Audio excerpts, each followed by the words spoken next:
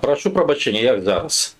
Гэта я забыўся мікрафон падключыць. Даруйце, калі ласка. Наколькі не чуваць? Напішыце, калі ласка, па гуку. І ці гук нармальны, ці не марэха.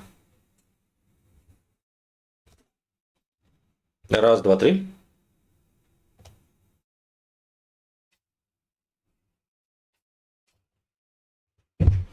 Быццам бы ідзе, быццам бы выдае гук. Маеце пачуць, ёсць? Все, супер. Карацей кажучы, коротка, стрым кароткі, навіны спачатку распавядаю я, пасля адказваю на пытанне. Базовая мова беларуская, а на пытанне адказваю на той мове, на якое пытанне прыйшлі. Што ж, цяпер паехалі. Итак, станам на сёння, прычым по фармату гэта навіны, які не патрапілі на першыя поласы з розных выданняў, фактычна навіны другого фармату, але які ўплываюць на наш рэгіён. Итак, пункт нумар 1. На війне ўжо не адзін месяц, гэта пачалось з верасня. Рэспубліка Беларусь паціхенечку пачынае вяртацца на кітайскі калійны рынок. Нагадаю, што пэўныя супярэчнасці паміж Менскам і Пекінам спрычынілі тое, што пачынаючы з лютага месяца катастрафічна пачалі падаць закупкі калію з Кітаем у Беларусі. Катастрафічна, гэта я кажу у разы. Адпаведна, таваразварот з Беларусі КНР прасеў, прычым значнай меры за кошт беларускага экспарту. І розніца паміж пастаўкамі Уралхіма і Беларуськалія сягала 10-12 разоў. З верасня сітуацыя пачала выроўнівацца і фактычна за снежань месяц 25 года выйшла приблизно на паритет. Россия продала 411 тысяч тонн, а Беларусь продала 360, зараз скажу докладно, 349. При этом по коште там плюс-минус однольково, у России 148 миллионов прибыток, у Беларуси в районе 120. При этом российский калий пакуль што каштуе крышку даражэй за беларускі. Беларускі прадае сваю калійку по $343 за одну тонну. Гэта яшчэ раз станам на сёння, умоўна кажучы, паўгадовы контракт, наколькі я разумею, ён не доўгі. Дзеянне гэтага контракта скончыцца ўжо на вясне, але гэта якраз такі пад той момант, калі ідзе кантрактаванне наступных аб'ёмаў фактычна на весь год. У фарматаў з аднаго боку для афіцыйнага Менску гэта натуральна жывыя грошы, можна паказаць, што экспарт выроўніваецца, пры гэтым яшчэ раз можа быць тренд, што можа паўтарыцца сітуацыя 23 года, калі Беларусі будуць набываць калійкі болей, чым у Расіі. Але гэта шмат у чым залежыць ад паводзінаў афіцыйнага Менску. Чыннікаў тут некалькі. Першае, гэта падрыхтоўка зменаў пэўных у заканадаўства па беларуска-кітайскім гандлю. Гэта спроба пачаць пэўнай кансультацыі па выроўніванню адносінаў з суседзямі. І трэці чыннік – цікавасць амерыканцаў да беларускага калію. Адпаведна, на гэтым фоне кітайцы вырашылі, што давайце-ка мы ў ручным рэжыме ізноў больш будзем браць з гэтай краіны. Плюс яшчэ раз, паколькі Беларусь гэта краіна, якая крышку завініла, то кошты выстаўлялись на продаж Беларусю. Хацелі болей, хацелі 10 в районе 350, але з розных чыннікаў, назовем гэта так. Гэты кошт недасяжны станам на сёння. Все яшчэ прадаюць з дысконтам, але дысконт у районе парачкі адсоткаў ад рынку. І яшчэ раз, 343 гэта ўжо з улікам дастаўкі, гэта у самім Кітаі. То бишь прадаецца рэальна, калі браць з Менску, з Салігорску адпраўка, то 200 з капейкамі. Хацелі крышку больш, не атрымалася. Прычыны тут з аднаго боку гэта палітыка Кітая не купляць задорага, а з другого боку гэта пэўнай мерай все яшчэ працяг выхавання альбо працяг узгадак пра спробу Беларуськалія з Уралхімам дамовіцца пра адзіны кошт на кітайскім рынку. Таксама загульнае атачэнне Александра Лукашэнкі з курыным мясам. Нагадаю, там была вельмі весёлая гісторыя. калі Кітай, адкрыўшы свой рынок для беларускай куряціны, разлічвае, што Беларусь будзе паводзіць сябе сумленна. А замест гэтага некаторыя таварышы вырашылі, некаторыя таварышы замест того, каб інвеставаць у птушкафабрыкі, яны вырашылі зрабіць бабла тут і цяпер, фактычна взялі і пачалі імпартаваць з Турэччыны і ўжо ведаюць Сербіі, яшчэ аднекуль, то бишь было 3 краіны, адкуль імпартавалі сырое мяса, прыклеівалі сетлікі, прадавалі як сваё. Кітайцы, натуральна, гэта хутка прасеклі. А вось таму з гэтым былі праблемы, то і, умоўна кажучы, момант выхавання скончыўся. Чаму гэта важна для Беларусі, чаму для рэгіёна? Фактычна ідзе далейшая падрыхтоўка да выхаду беларускага калію з-пад санкцый, і на гэтым фоне важна закантрактаваць пэўныя аб'ёмы на будучыню, каб зноў-такі танны ресурс не сышоў. Таму калі ў Мінску не зробяць капітальнага правалу ў двухбаковых адносінах, то бишь не паспрабуйце зноў кітайцаў надурыць, калі казаць простымі словамі, то хутчэй за ўсё напрыканцы сакавіка, гэта ўжо праз 3-4 тыдні, можа быць падпісаны кантракт новы, але ён ізноў будзе паўгадавы, ён будзе да восені. Дзесьці так. Калі не, тады да восені будзе правал, таму што будуць тады спарадычна невялічкія пастаўкі. Пад што гэта ідзе? Гэта ідзе ў тым ліку з разлікам на магчымае аднаўленне транзіту, хутчэй за ўсё на балтыйскія парты. Адным словам, пабачым. І гэта дадаткова звязана з тым, што зараз Беларусь у Афрыцы таксама завязалась на, гэта называецца гучным, што будаўніцтва порта, в рэальнасці гэта будаўніцтва насыпнога тэрмінала, каб таксама пастаўляць калійку ў Афрыку. Прычым, калі все будзе окей, гэта зона прысутнасці ў першую чаргу Кітайскай Народнай Рэспублікі, фактычна па кітайскай частцы Афрыкі. Так, там ёсць і расейцы, РФ таксама быццам бы крывіцца, але кажа, што не супраць, але яшчэ раз тут ключавы фактар, якраз такі баланс між гэтымі двумя гульцамі, прычым баланс крышачку ў бок палітычнай падтрымкі Кітая. Таму, адным словам, паглядзім. Але гэта рэальна важная штука. Другая навіна, яна вельмі весёлая. Я думаю, што я з яе зраблю асобны ролик, тым больш, што сёння з'явіўся яе працяг. І так, Пентагон супраць моралі, скажем так, штучнага інтэлекта. Я думаю, вы ведаеце пра такую мадэль штучнага інтэлекта, як Клод, і кампанію Anthropic, якая распрацавала. Сэнсікі – гэта досыць прасунутая мадэль, асабліва калі яна заточана пад адмысловыя задачы. І гэтая мадэлька, я маю на ўвазе, калі для дзяржаўных органаў, там крышку большай магчымасці, гэта мадэлька выкарыстоўвалась Пентагонам на працягу апошніх, калі не памыляюсь, 3 год. А пры гэтым з дапамогай гэтай мадэлі прайшлі звесткі, што планавалася у тым ліку аперацыя супраць Мадура. Але між кампаніяй і зараз дэпартаментам вайны, як спрабуе гэта назваць Трамп, узнікла спрэчка. Таму што Пентагон захацеў атрымаць поўны доступ да ўсіх магчымасцей Клода, а Anthropic вельмі цікавая кампанія, таму што яны заклалі, умоўна кажучы, у свой штучны інтэлект пэўную, скажем так, пэўныя маральныя абмежавальнікі. І у саміх ёсць, скажем, таксама нейкія прынцыпы.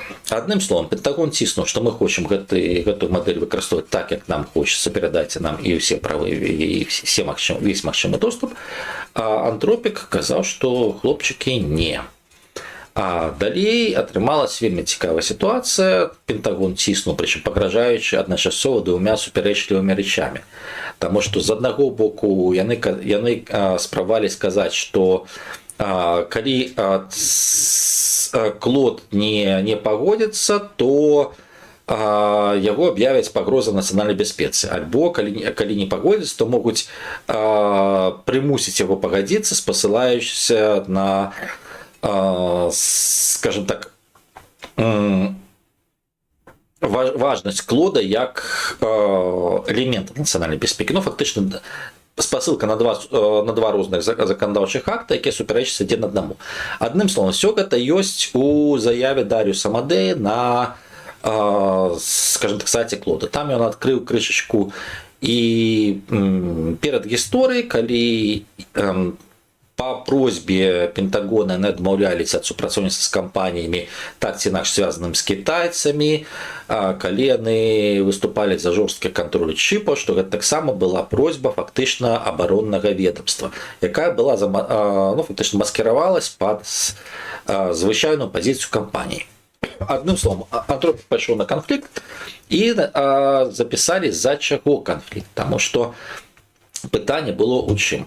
Адным з маральных абмежавальнікаў гэта былі пункты пра унутранае назіранне за насельніцтвам Злучаных Штатаў Амерыкі з выкарыстаннем механізма штучнага інтэлекту. Гэта значыцца апрацоўка вялікіх аб'ёмаў дадзеных, скажем так, негласны збор інфармацыі і так далей. І можна фактычна стварыць профиль человека, нават не маючы санкцыі на, умоўна кажучы, праслухоўванне ці назіранне за ім. Маю на ўвазе в амерыканскім выпадку санкцыі суда. Антропік катэгарычна супраць гэтага яны патрабавалі пісьмовыя гаранты ад Пентагона, што гэтага не будзе. Пентагон, натуральна, адмовіўся даць гэтай гаранты. Другое пытанне – гэта выкарыстанне у, скажем так, форматах вырабніцтва і праектавання зброі. Гэта азначае цалкам аўтаномная зброя. Ці кіраўнік Антропік піша, што так, гэта пытанне не сённяшняга, заўтрашняга дня, але калі гэта паўстане, то ці можна даваць любой мадэлі штучнага інтэллекта права выбара, каго забіваць, каго не. Маецца на ўвазе без удзелу чалавека. Адпаведна, супраць цалкам аўтаномных сістэм. І трэцяе, гэта, пра гэта не пісалі, але гэта ў прэсе пісалі, гэта выкарыстанне мадэлі, назовем так, у далікатных місіях, дзе няма поўнай адпаведнасці заканадаўствам Злучаных Штатаў Амерыкі, але гаворка ідзе пра сферу нацыянальнай бяспекі. Тэарэтычна аперацыя супраць Мадура, она таксама адносілася да такога ж самага, яна была на мяжы, яна адносілася да такой ж самай катэгорыі. Адпаведна, для Пентагона поўны доступ да мадэлі быў патрэбен, адпаведна, каб усё гэта было. Канфлікт развіваўся на працягу тыдня, гэта 23 числа. 27-го бакі заявілі, што спрабуюць захаваць сцелку, але яна можа разарвацца. 1 сакавіка Міністэрства абароны, Міністэрства вайны Злучаных Штатаў Амерыкі, прашу прабачэння, выпусціла рэліз, што оно адмаўляецца ад ўсіх паслугаў Антропіка і ўсіх мадэляў штучнага інтэллекта. І рэкамендавала фактычна усім дзяржаўным служачым, дакладна усім дзяржаўным кампаніям, альбо звязаным з Пентагонам, спыніць яго выкарыстанне. Прашу мяне выбачыць. Што адбылося, прычым была спроба нават абмежаваць доступ да сервероў, таму што веб-сервіс Клода не працаваў дзесь каля 6 гадзінаў, тым не менш, адным словам, Пентагон з Антропікам разышліся. Але штучны інтэлект Пентагону патрэбен. І адным словам, пазаўчора з'явілася інфармацыя, учора она была пацверджана, у тым ліку афіцыйнымі заявамі, што OpenAI и Пентагон подписали, скажем так, дамову пра супрацоўніцтва. Прычым OpenAI стаў генеральным партнерам. Пры гэтым фармальна вельмі цікава абмежаванне. OpenAI піша, што ёсць некалькі чырвоных ліній. Першае, не выкарыстоўваць для масавага ўнутранага назірання за грамадзянамі. Гэта азначае, яшчэ раз, Антропік за ўсіма, гэта ўнутраны. Адпаведна, гэта пэўны кампраміс.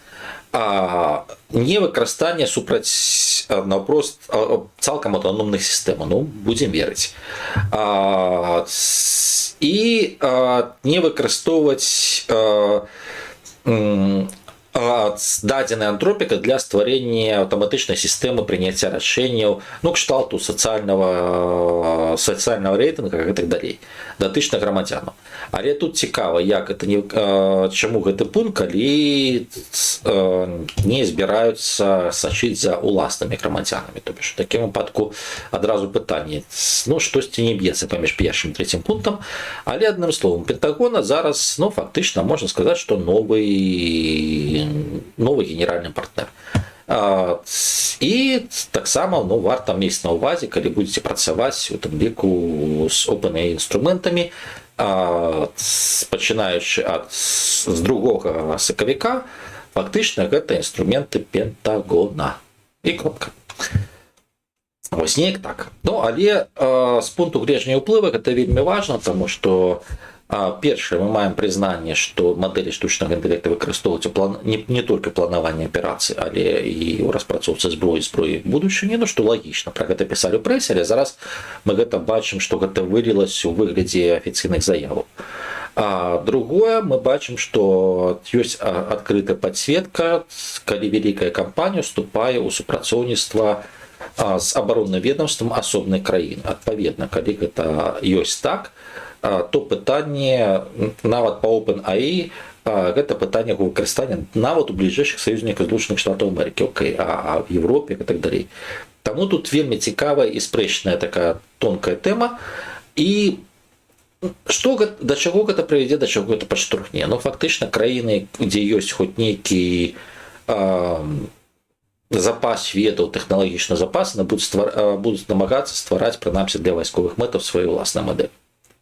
Таму што давяраць староннім ўжо не выпадае, бо зразумела, што староннія мадэлі разбіраюць на вайсковыя патрэбы. Адпаведна, калі ёсць прамая дамова альбо з разведкай, альбо з міністэрствам абароны, ці проста з урадамі, ну, ёсць пэўныя рашэнні, пэўныя вынікі. Пры гэтым, яшчэ раз, большасць такіх дамоў застаецца ў ціні, таму што па антропіку, каб не было б канфліктаў, мы б не ведалі пра існаванне пэўнай дамовы, і мы б не ведалі што іх пазіцыі па чіпам, іх пазіцыі па супрацоўніцтву з кітайскімі кампаніямі звязана не з іх прынцыпамі, а з пажаданнямі іх контрагентаў. Гэта вельмі важная рэч. Таму зараз фактычна атрымліваецца фрагментызацыя альбо першы такі ўваход, ну, можна сказаць, дзяржавы, прычым дзяржавы ў выглядзе не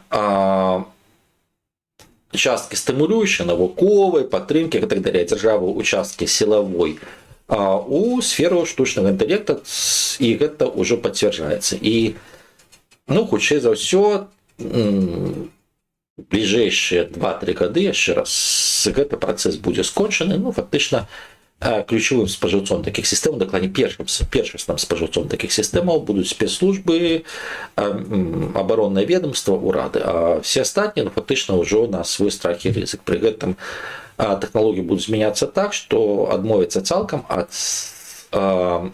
механізму будзе практычна немагчыма. Адным словам, вітаю у эры сацыяльнага рэйтынга. Мы да гэтага нарэшце прыйшлі, мы у гэта прыехалі.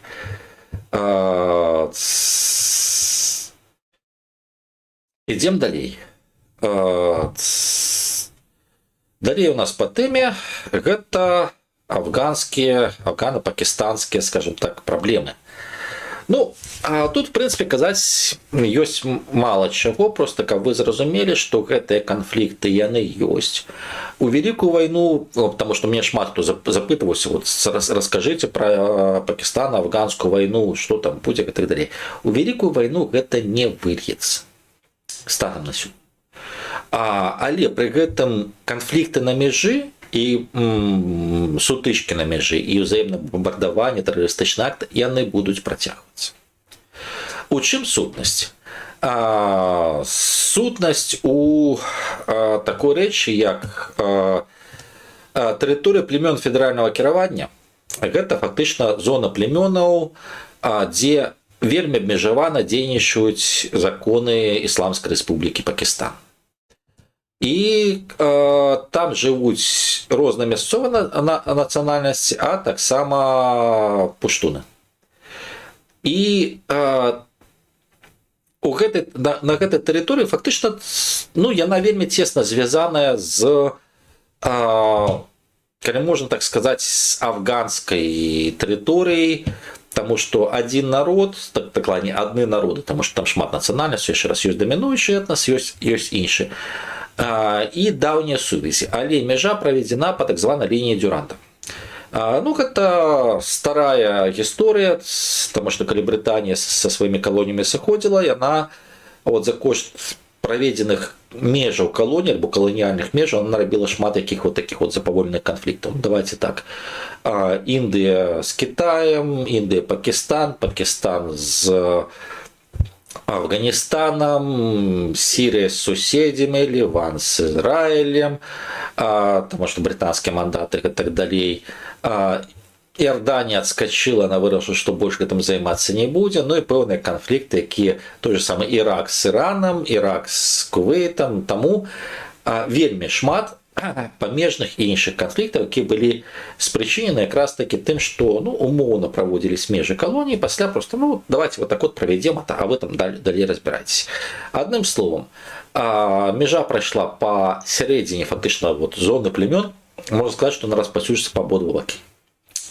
Гэта аўтаномная зона, дзе людзі жывуць па сваіх законах і дзе цэнтральная ўлада мае мінімальны нейкі ўплыў. Цяпер уявіце, два села, дзе жывуць сваякі, якія заўсёды стралялі ва ўсіх людзей у форме, які прыходзяць, спрабуюць навесці свае парадкі, і паміж двума сёламі правялі межу.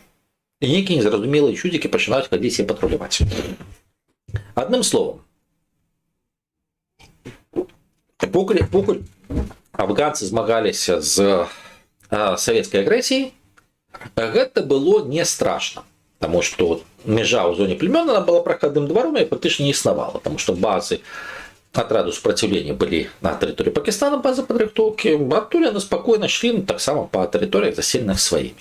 Натуральна, ніякая афганская армія, ніякія там савецкія войскі, дакладней, яны перыядычна спрабавалі туды зайсці, але кожны раз з вялікімі, скажем так, з вялікай колькасцю загіблых яны адтуль сыходзілі.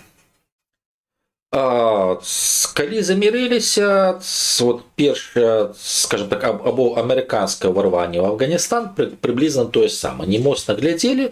Калі прыйшлі талібы, пытанне ўжо паўстала, што давайце рабіць мяжу, прычым мяжу больш сур'ёзную.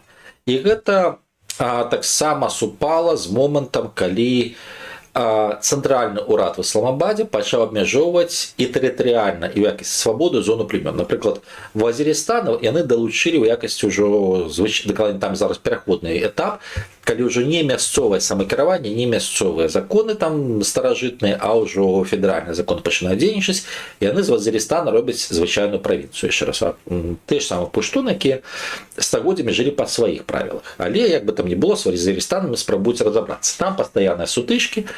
І зоны племён, таксама адміністрацыйная рэформа 18-го году, калі іх все загналі в одну правінцыю, прычым цэнтр правінцыі знаходзіцца па-за зонай племён, все адміністратыўныя паслугі, і пры гэтым завялі нармальную такую колькасць памежнікаў, якія пачалі ўсё гэта патруляваць, пачалі глядзець. І тут з аднаго боку незадаволенасць мясцовых, з другого боку ёсць яшчэ адна вельмі цікавая рэч, гэта крик «Е Талібан», альбо гэта Талібан пакістанскі. Яны вельмі блізкія па ідэалогіі да афганскіх талібаў, але ўсё ж такі яны ідэалогія крышку адрозніваюцца. Рэшце рэшт, Талібан афганскі, ён сваю базу, свае пачаткі мае якраз такі в зоне племёнаў. І тут вельмі важна, што апроч чыста адміністрацыйнага і працэса альбо вайны, гэта яшчэ спроба ліквідаваць пакістанскі Талібан як узброенае фармаванне, яшчэ раз, зона племёнаў гэта узброенае фармаванне.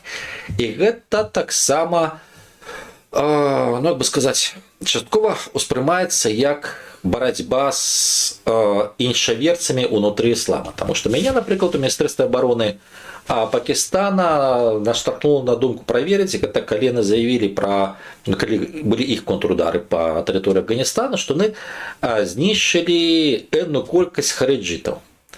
Хараджыты гэта адна з, альбо секту, альбо адзін з накірунак іслама, які, в прынцыпе, як адзінае цэлае уже не існуе даўно. Вот адна з галінаў хараджытаў гэта ібадзіты, якія большасць в Амане. Яшчэ раз, гэта не суніты, не шыты, гэта трэці накірунак. Хараджыты гэта ваяўнічы накірунак, які, скажем так, не ўспрымае у тым ліку і сунітаў, і шыітаў. І пытанне, што гэтая ідэалогія пачала імкліва распаўсюджвацца ў зоне племёнаў, і гэта рэальна праблема для самого Пакістана, прычым яна канкрэтная праблема. Таму тут накладаецца яшчэ і такі налёт, назовем так, рэлігійнай вайны альбо рэлігійных разборак. Пры гэтым за што б'юцца? Таму што і гэта вайна пачалася проста з атакі смертнікаў на памежныя пасты. Каб не было мяжы, каб не было, прынамсі, антыпакістанскія сілы ў Пакістане, у зоне племёнаў. Каб не было дзеяння цэнтральны пакістанскі закон. Што жывем сваім правам. Пакістан, адпаведна, умацаваць мяжу, дзейнічаць і ліквідаваць падтрымку з боку афганскіх талібаў пакістанскіх. Яшчэ раз, гэта розныя групы, але ідэалагічна вельмі блізкія. Пры гэтым самі ў Афганістане хараджытаў таксама не надта любяць, там ёсць пэўная група ўнутры Талібана, але ўсё ж такі не зусім. Самі афганскія талібаны адмаўляюць у поўнай падтрымцы, але яны не замінаюць, калі мясцовае насельніцтва штосьці рыхтуе і робіць нейкую гадасць Пакістану. Як і ў гэтым годзе. Фактычна атрымалось так, што на пачатковым этапе смертнікі пасля атакі мясцовых напаўпартызанскіх атрадаў на памежныя пасты, пасля удары Пакістана па афганскім памежным пастам, які гэта прапусцілі, дзе ўжо стаялі талібы, афіцыйныя, скажем так, памежнікі, пасля такі досыць моцны абмен, скажем так, атакамі, Пакістан фактычна знішчыў углыб на 7 кіламетраў памежную інфраструктуру Талібана на працягласці мяжы 10 кіламетраў сотняў, то бишь 100 кіламетраў, 5 кіламетраў углыб. Просто разбомбілі все, што маглі. Талібы таксама не засталіся ў даўгу, яны таксама вырезалі некалькі пакістанскіх заставаў. Але пасля гэтага, асабліва калі пачалась вайна в Іране, яны так вырашылі, мы пакуль што прыпынем. Таму станам на сёння актыўныя баявыя дзеянні істотна прыпыніліся. Казаць пра то, што вось гэта нейкі крызіс, таксама не выпадае, таму што нават у пакістанскіх сродках масавай інфармацыі пра гэта ішлося проста як дадатковы. І доўга гэта не перажываюць. Таму в дадзеным выпадку, я думаю, спадзяюся, што расставіў кропкі над «і». І зняў, скажем так, хваляванне, што зараз палыхне там. Падгараць там будзе, палыхаць не. І наступная яшчэ адна навіна, гэта навіна пазаўчорашняй ці вчорашняй, не памятаю, што спачатку брытанцы, пасля некаторыя краіны папрасілі дапамогі Украіны ў тэхналогіях, скажем так, адбіцця атакаў іранскіх беспілотнікаў, тых самых шахедаў. Так, таму што яны прылеталі і в Аб'яднаных Арабскіх Эміратах гэта ёсць і так далей. Да, в Украине пошла куча мемов про, скажем так, работу тамашняй супрацьпаветранай обороны, але факт застаецца фактам, што калі ты сутыкаешься першы раз з масавай атакай беспілотнікаў, нават у старых мадэляў, тому што у параўнанні з тым, што ляціць на тэрыторыю Украіны, тое, што запускаў Іран, гэта хутчэй распрацоўка 5гадовай даўніны. Там нема меж-сетак, это просто вот задаў координаты, ляціць і все. Але гэта все адно вельмі вялікая праблема. І тут пытанне не ў наяўнасці нейкіх тэхнічных сродкаў, тут пытанне, таму што калі іх шмат, гэта таксама што застанецца ад боезапаса твоей супрацьпаветранай абароны, калі ты ракетай коштам 1 мільён будзеш збіваць беспілотнік коштам 15 000. Гэта пытанне у тым ліку танных методык. І тут так, тут ёсць і з пункту гледжання тактыкі, таму што Украіна, скажем так, апрабавала некалькі варыянтаў, бо мабільныя вагнявыя групы, гэта калі кулемётамі, гарматамі страляюць з зямлі фактычна з шахет-мабіляў так званых. Гэта калі у кузаве з пікапа стаіць установка. Гэта эфектыўна, але толькі для мадэляў, якія не маюць таго ж самого штучнага інтэлекта альбо кіраванне праз меж-сеткі.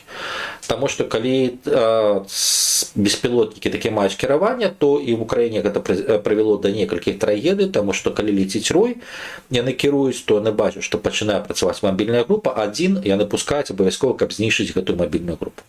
І калі ён далятае і падае на гэты пікап, разумееце, што загіблых там шмат. Калі не паспелі адскочыць. Таму першы, хто не чакаў такога, так, гэта былі ахвяры. Пасля навучылись гэтым бароцца ўжо, але зноў-такі у выпадку вайны гэта коштам жыцця.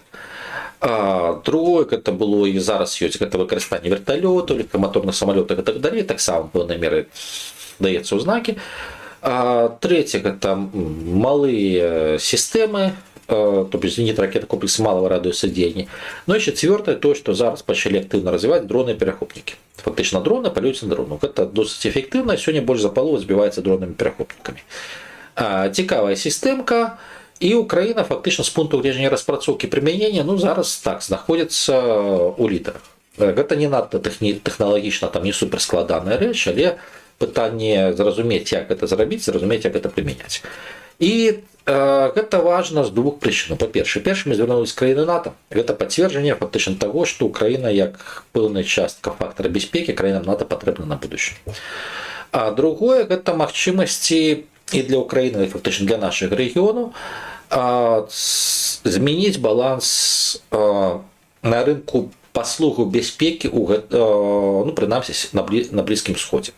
Таму што калі зараз афіцыйны Кіеў не, скажем так, не прапусціць час і не страціць гэты шанс, то калі ты зайшоў, аказаў нейкую дапамогу, адпаведна, пасля заканчэння Ізраіля-Амерыкана-іранскай вайны мясцовыя краіны будуць думаць, як умацаваць ліку свою сістэму супрацьпаветранай абароны. І гэта яны маюць грошы, яны маюць тэхналогіі, яны не маюць досведу, не маюць людзей. І гэта у такім выпадку вельмі цікавы фармат супрацоўніцтва, і гэта у тым ліку вельмі цікавы фармат прыходу інвестыцый з Блізкага ўсходу, напрыклад, в Украіну пасля замарозкі вайны.